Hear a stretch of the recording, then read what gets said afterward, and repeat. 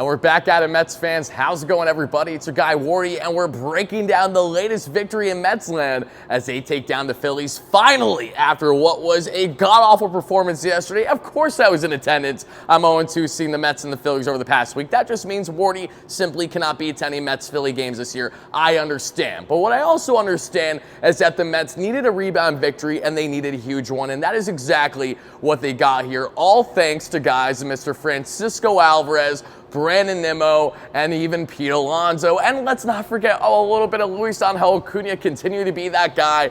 Let's break it down. If you're wondering where I am, I'm about to enter for a Kill Tony live event for all my comedy fans out there. They know what's up. Big show. Very excited for that. But I'm even more pumped up about the Amazons as they now look for the series victory tomorrow night there. And there's a couple guys I want to highlight in this one because we all saw in the first inning, Kyle Schwarber, first pitch swinging, a big dick swinging, just like Jose Iglesias yesterday, rips himself a solo shot. The Phillies are up 1-0 early, lefty-lefty matchup against the Simone Southpaw and Sean Manaea. We fast forward an inning later in the second inning. That is where the bats would break out for the Amazons. Francisco El Troll Alvarez, who was on SNY yesterday telling each and every one of you that Alvy's one of the best hitting catchers in Major League Baseball, power-wise when he's right. It was me, and that exact thing exactly happened. Alvy, if I'm not mistaken now, I'm pretty sure has 4 or 5 home runs over his past, north of 10 games. He's been really locked in at the plate that we have seen. And then Luis Angel Acuna, first pitch swinging, breaking ball, no problem to left. Are you kidding me?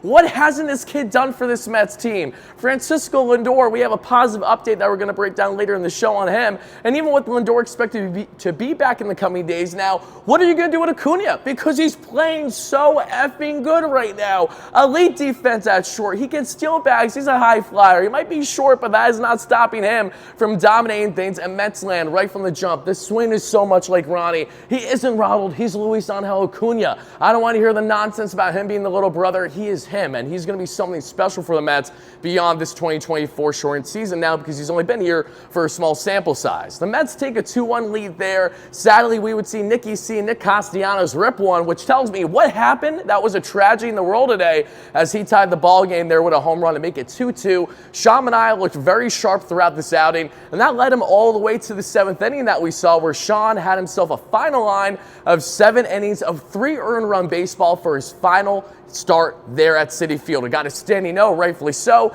after allowing that first runner to get on base there, sadly. In the 8th inning, that would come back to bite him, which is why he didn't have 2 earned runs, but 3 instead. Sean Manaea's final line is now a 3.29 ERA on the season. Who have that on their bingo card heading into the regular season that Sean Manaea would be our ace potentially heading into postseason play. But as we saw there in the 8th inning, things were unraveling a little bit there for the Mets, mainly on the bullpen front. After Sean comes out, Reed Garrett comes in, and Reed Garrett just cannot get the job done, unfortunately. That makes it a 5-3 ball game. You bring in Edwin Diaz. Edwin is looking for the 4-out save, and he does exactly that. He shuts the door there on Kyle Schwarber there for the final strikeout. And then as we head to the 8th inning, the Mets get insurance. Why? Because Pete effing Alonso is why. He said, I know I had a god-awful game yesterday. I understand. I know that I also took a hit by pitch that we saw in this one that I actually have to reel back a little bit on, because if I'm not mistaken, if I didn't mention it already, Pete Alonso took a hit by pitch in this matchup that we saw, which ultimately then led to Brandon Nimmo driving in a run.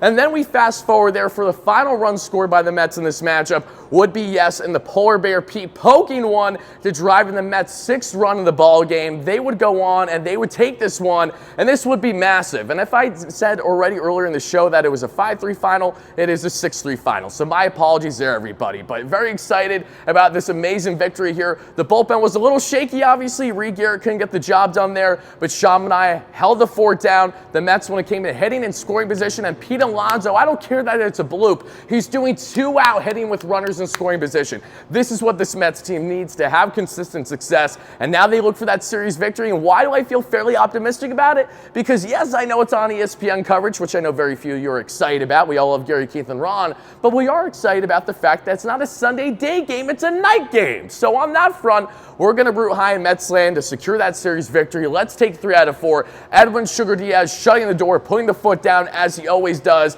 Brandon Nimmo continuing to do Brandon Nimmo things, and Francisco El Troll Alvarez. I've been so excited about him. And then you add in this kid Acuna that's like, you know what?